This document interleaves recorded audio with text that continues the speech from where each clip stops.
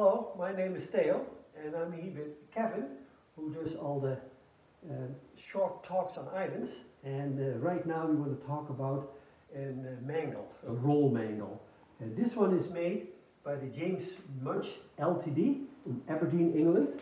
And I found it here in Canada. So most likely it has been imported here years and years and years ago from England to Canada. It came out of a large hotel in St. Mary's, Ontario. And we will try now to demonstrate it how it works. Here we go.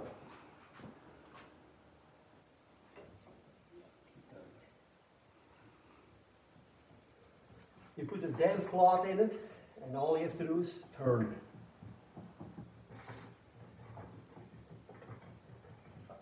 I never worked so hard in all my life.